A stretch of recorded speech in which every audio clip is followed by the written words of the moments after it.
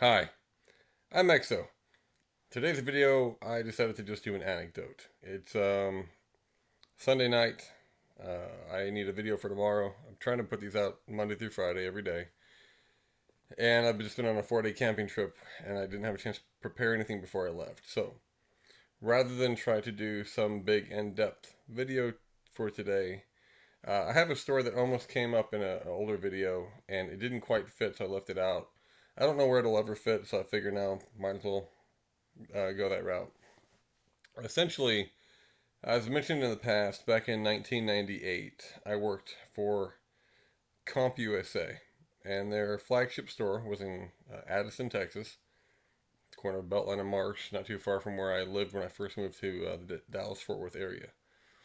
And I was a software lead there. There's only a few people in the department, so it mainly meant that you were stocking shelves, getting stuff from the back, filling it out in the front, doing price changes, helping customers find the software they need, etc. And one of the more exciting things that might happen each month is a software rep would come by. So, for example, when the Sierra rep would come, they would tell you about the new Sierra software coming out, and they typically had a couple copies of whatever they were coming out with in their trunk outside. And if you got to be friends with these people, they would give you free software basically. Because the idea was if you used it and liked it, you would tell other people about it, right? Now, another thing that they did sometimes is they would come in and set up software demos. So they'd take a computer, almost like those like AV carts you had at school back in the day where it was like a VCR and a TV on a little rolling cart.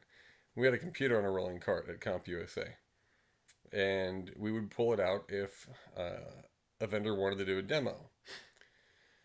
Well, the vendor that came to our store, they must have been making pretty good money because they decided that it was much more lucrative to pay me to do all the vending work for them at our store than do it themselves. And they paid me better than I made at CompUSA. So basically, one day I remember the rep calling me and or like called me over when I was in the store and said, "Hey, look, if I give you like, you know, I forget what it was back then. I think I probably let's see, 1998. Let me be fair here. I think I made about 8.50, maybe $9 an hour. That was big. That was more than minimum wage at the time, which was like I sound like grandpa. We used to wear an onion, which was fashionable at the time. The short of it is, I made decent money for retail at the time, but it wasn't great money. And but it's what you get. I think I was like 17 years old. No, I was 18 by then. Yeah, I was 18 going on 19 in 98. But I was also right out of high school, looking at college, trying to figure things out. So that's where I was at the time. And when they come around offering you $15 an hour to talk about software to people, I'll take double the money. Plus, it was just cash, right? So I'm not dealing with W-2s and all this stuff. I'm like, sure. So she goes, all right, follow me. She takes me outside and she goes, where are you parked? And I'm like, oh, I'm in the back 40 so that we're not using up customer spots. She goes, all right, pull your car around to my car. I'm right here. So I pull my car over and she pops her trunk open and uh, it's like the briefcase scene in Reservoir Dogs. I'm sorry, Pulp Fiction, where it just like is glowing when it opens up. I mean, she's got everything in there. Like I'd say half the trunk is probably BS crap, like um, home architect software, recipe managers. Ken Williams decided he wanted to get into yearly, annual iterations of software, and of course, the easiest way to do that is put out software that you think people will use every year. The problem with his approach was there's nothing you can do to a recipe manager that I'm aware of that can make it worth paying for year after year. He basically had the idea of software as a service before we even had the infrastructure for software as a service. So credit to him for being ahead of the game, but honestly, I think even at my age at the time, I could have read the room and told you that wasn't the right time for it. Now, where I would have been wrong is that I would have probably said it'll never be the right time for this. Clearly, that time has come, but it was way too early back then. I mean, when you're distributing software on CD-ROM and patches are kind of far and few between, and most people don't even know how to download patches. Most software was not auto patching at the time. you still had a lot of people that were on dial-up, and if you're on dial-up, you were paying by the byte that you downloaded. For not everybody, a lot of people, some people did have unlimited, but the short of it is, she tells me to just grab whatever I can fit in my trunk. So I'm like, okay. So I get like, at this time they were coming out with, or they had just come out with, like the Sierra collections, the Space Quest collection, the King's Quest collection, the Roberta Williams anthology. There was some amazing stuff in this trunk. Well, I can tell you right now, one copy of everything came home. And I think she expected that. I mean, like, that's part of the payment too for doing this, right? Because they were going to, the idea was usually she'd give me a couple copies here and there and then go to the next store. Well, she basically wanted me to take the whole trunk, keep what I want, and then go in and talk to people that I work with and give out the other copies. But what she really wanted me to do, the reason this all started, was less about, like, handing out software's not that hard. She really didn't want to demo this new game that was coming out. Now, she was a rep for more than just Sierra. She did several major software companies in the area. And a game was coming out that, if I remember correctly, was published by Gathering of Developers. God. No hubris there. And God was put together by none other than alumni from id Software. Quake was huge, obviously on the heels of Doom. About this time, Romero decides to go full in on Daikatana, and they decide that they're going to open up a publishing company to publish games. So they can publish id games, but they can also publish other people's games too. Because publishing, there was a lot of money in publishing, right? Well, let's see, it was Romero. I think Tom Hall was involved in it. A couple guys went over there. I know American McGee got picked up by them, which blows my mind. This guy was a level designer, but somehow he's putting games out with his name on them, as if, I mean, I'll be fair. American McGee's Alice is a gorgeous game with some okay gameplay. But, if you've ever played Bad Day LA, you wouldn't put you wouldn't put your name on the front of that game. So I don't know what he did. And there's a lot of other really bad ones too in that realm. So God Games was an odd institution here in Dallas in that they published quite a bit of stuff, but they never had a good track record if you look back on it. But there was always a lot of hype for what they would put out. So every time a bad game got published by them, it was kind of like oh, well, clearly that's just because the next big thing hasn't come out yet. Well, she represented them, and they had just come out, or they had just published a game called Kiss Psycho Circus Pinball. I used to have so many copies of that game, and I think I've gotten rid of all of them now. I don't think I kept even one for myself. She did not want to demo this game. And so she's like, here's 20 copies of the game. Or it might have been more.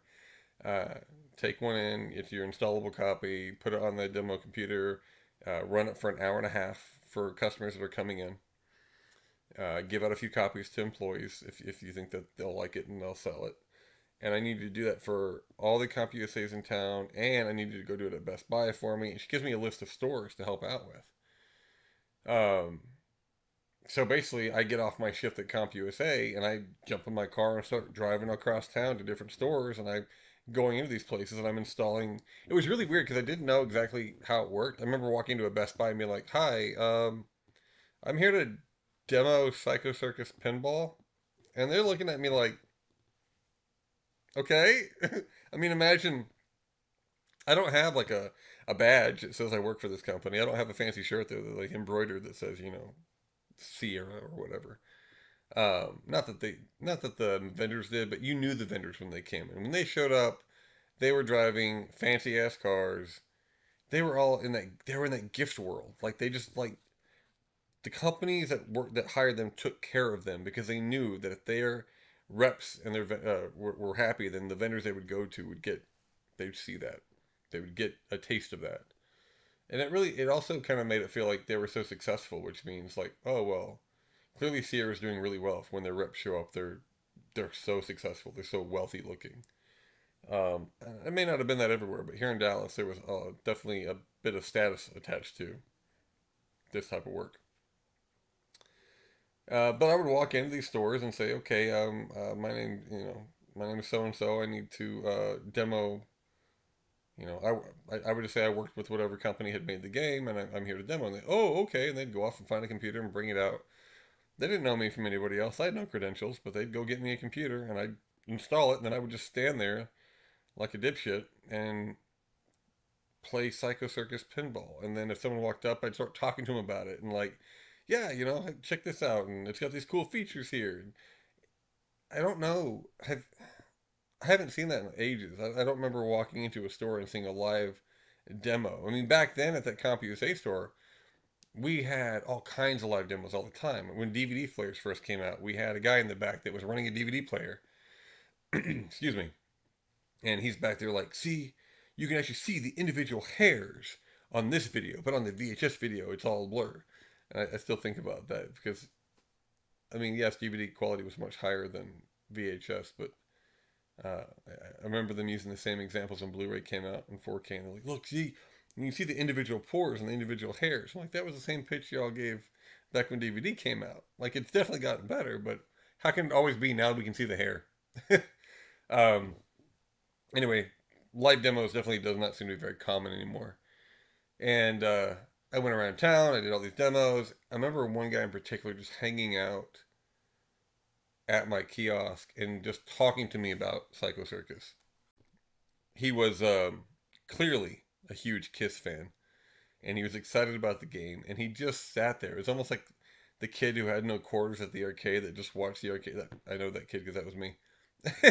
Just watching Mortal Kombat, like hoping something cool will happen, even though you've seen the attraction mode so many times that you've got it memorized now. But still waiting. Well, maybe something will pop up. Maybe someone will come play it and knows what the hell they're doing, and I can see how cool the game could be.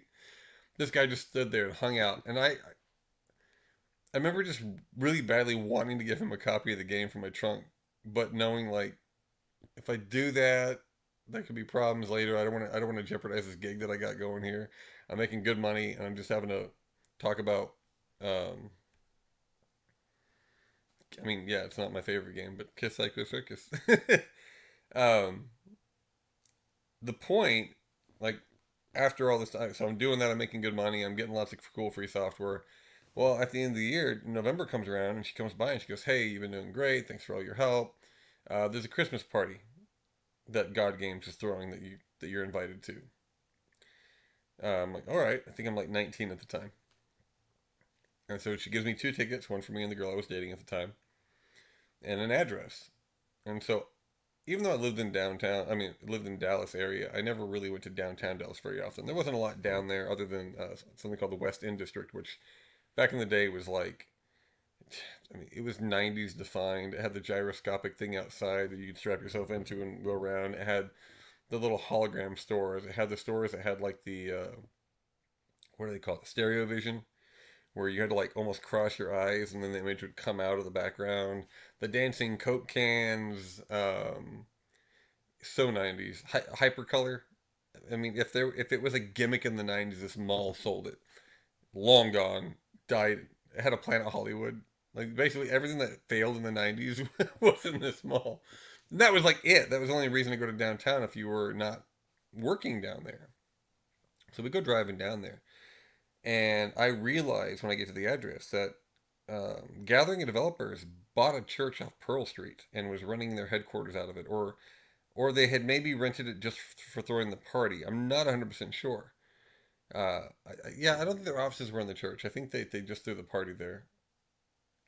Clearly, I never went to their offices when they were actually working. But I come walking in this church, and they've moved all the pews out of the way. Where the altar is supposed to be is an open bar and a DJ.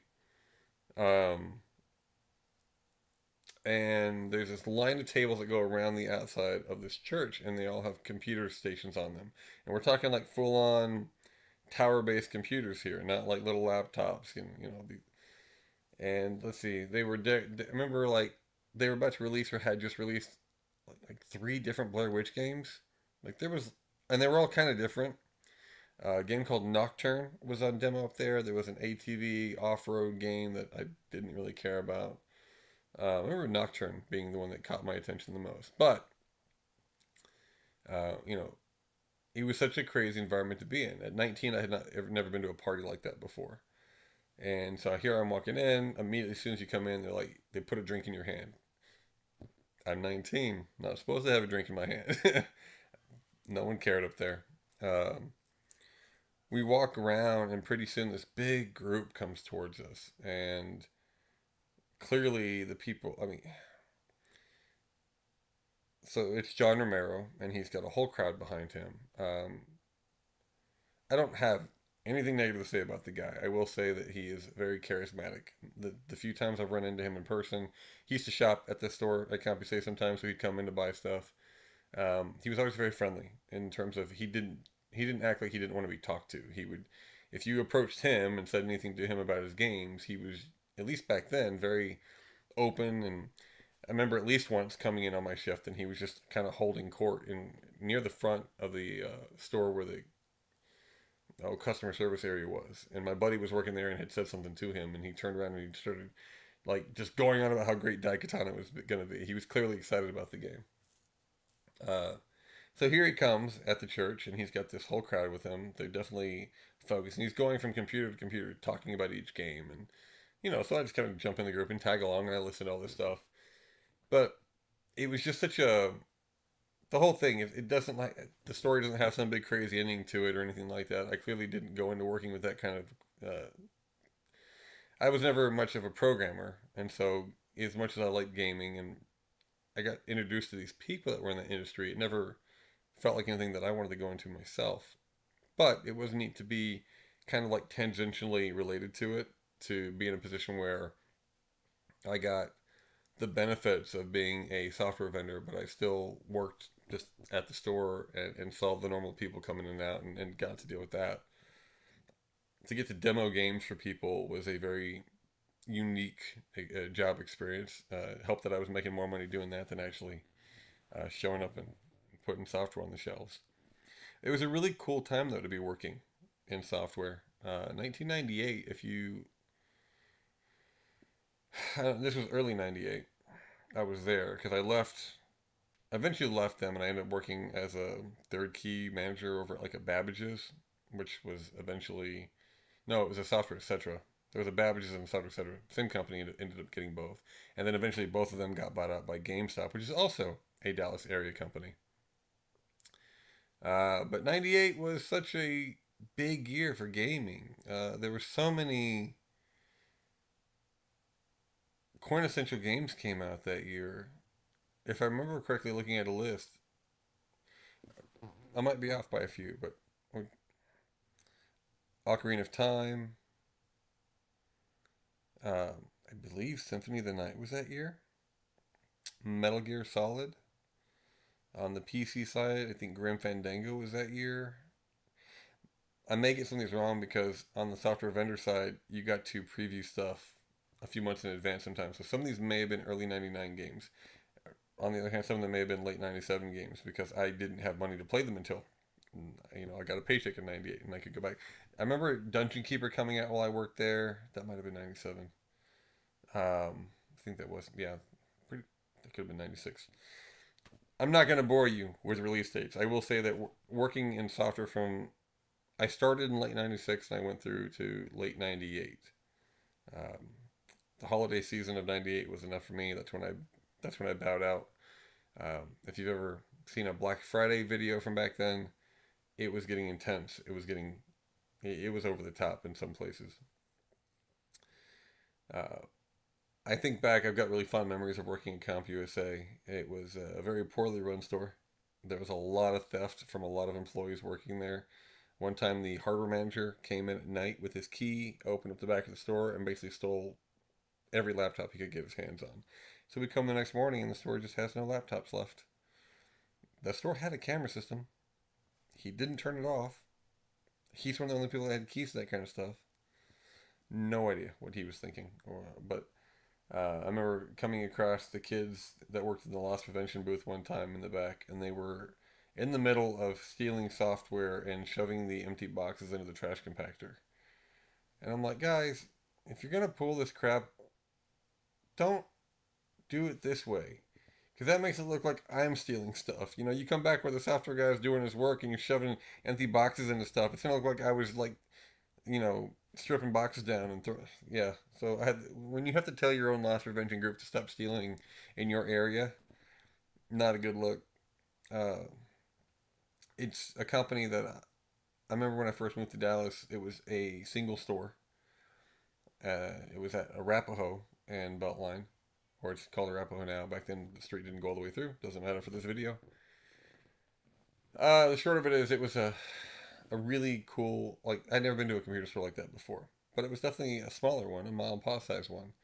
So when it got big and it opened up their flagship store, and you had Dallas Cowboys and Dallas Mavericks and Dallas Stars coming in there, and this is in the '90s when these teams were winning championship rings, and you know they were big at the time. So to have these guys coming in there, and then you also have these kind of developer rock stars like John Romero coming through.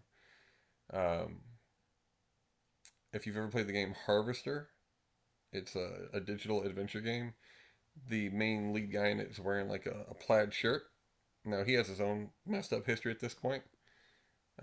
He went to jail for pedophilia, or at least having children's images on his computer. I know that much. Whatever you call that. One day, I look up and he's walking through the store and he's wearing his flannel shirt. I don't know if he just likes flannel shirts or if he wanted to be recognized or what, but he was over in the children's aisle, like where Jumpstart was, where like the kindergarten, first grade, second grade games were. And I walk over, I'm like, "Can I help you?" And he goes, "Oh, I'm looking for a game for my kid." And this, and so I'm helping him talk to it. And finally he looks at me and he goes, Do you play games?"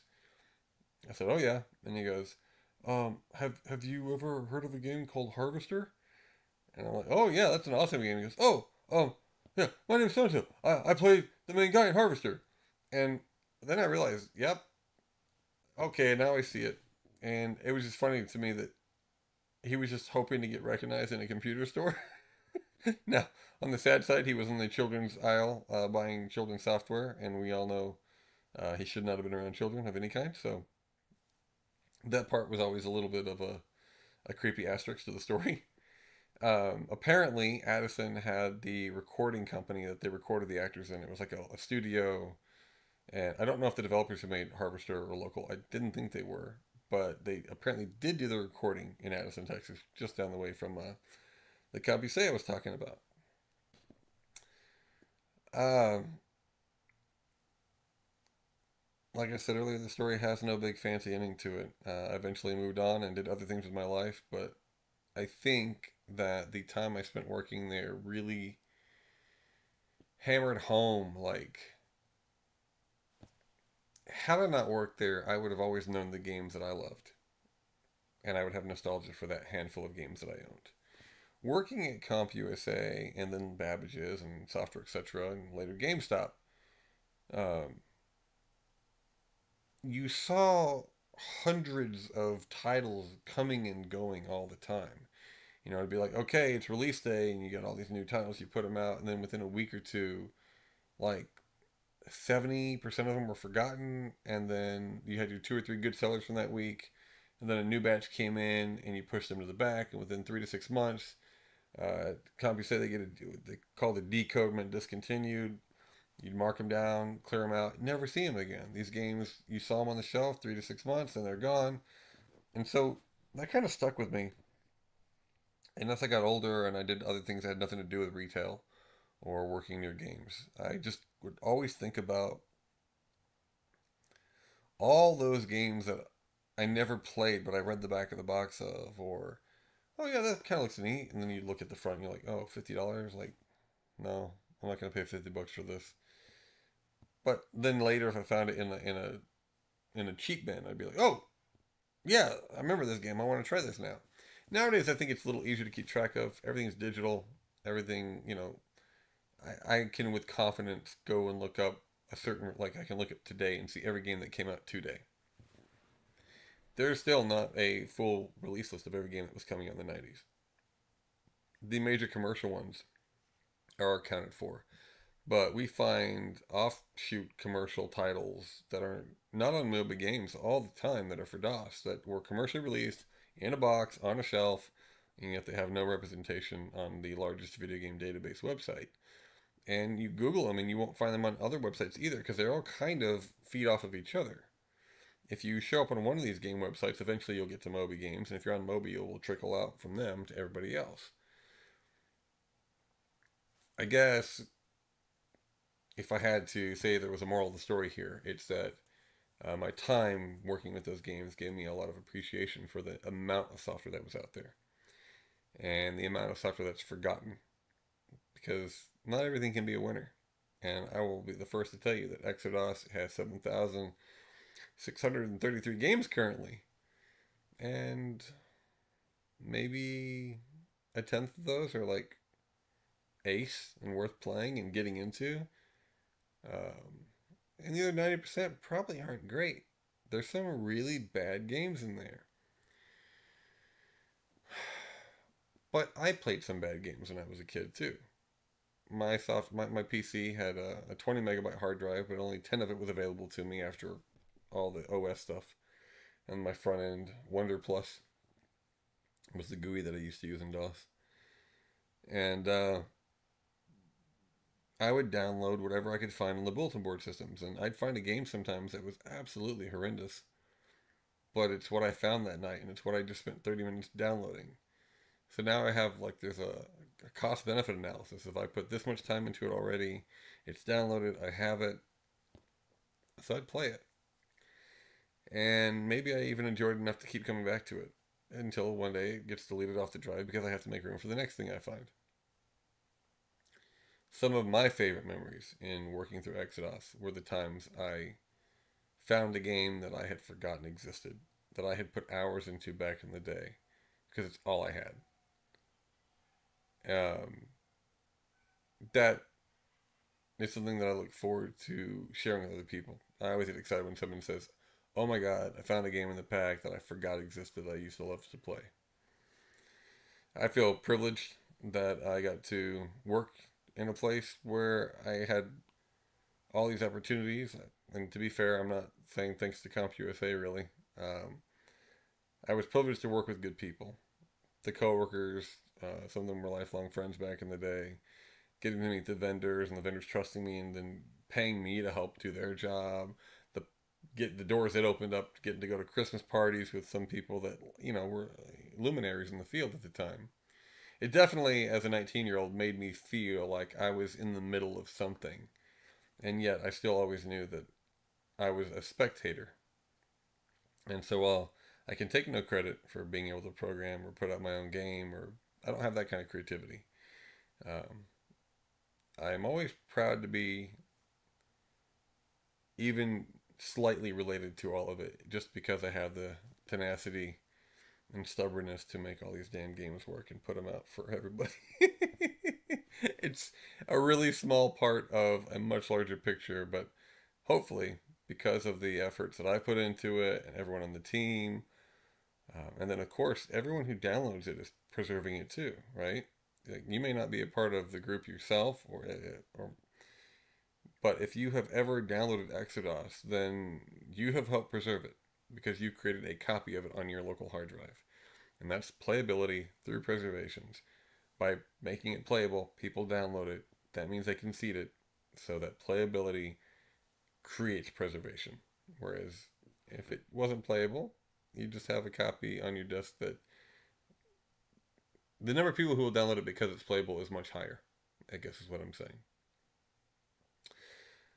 This is a very rambling and all over their video. I hope that there was some parts of it that were fun and entertaining. I think that the stories about that Christmas party and that vending time are unique, but they don't really fit into anything else I would ever talk about. So I figured if I needed to have a filler video for this Monday, why not? I will be back tomorrow on Tuesday with a more typical video. I'll get my table back out, set up back there behind me in my wall of crap behind me, and I will start talking about the project again and talking about the games again, and hopefully dig more anecdotes out of the suitcase of my brain, because there are plenty up there. Thanks for watching, guys.